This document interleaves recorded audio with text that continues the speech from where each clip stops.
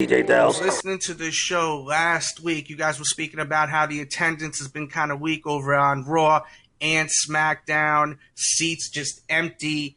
I think the reason may be because of the fact that you're going now, you're paying the same price as before the brand split, but the thing is now you're seeing half of the roster. That kind of sucks when you're paying that same price and you're seeing half of the talent.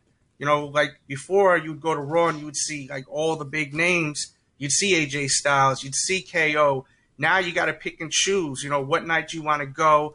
And I think a lot of people are like, man, fuck that. I'm not going to see this damn show if I got to pay $100+ or, you know, give or take. Maybe you're going to get the cheap seats, whatever the case is, whatever fits your budget.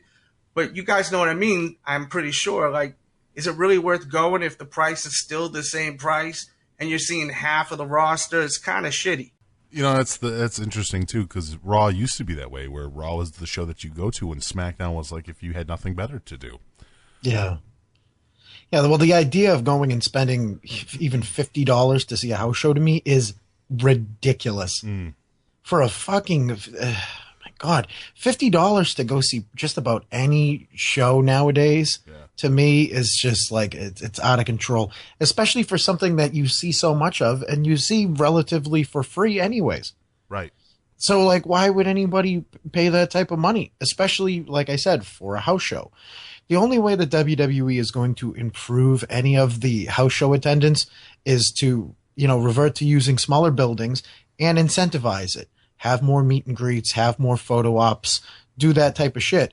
Because it's almost impossible to say to somebody, hey, come and spend $60 for this show, and all you're going to get out of it is just a handful of matches. I do think that's really fucking redundant. I mean, WWE is such a big corporation. You're surprised that they don't have more of that. I know that they make the whole Access thing, or whatever the fuck they call it, a big deal for like your Summer Slams and maybe your WrestleManias, the fan access and stuff like that.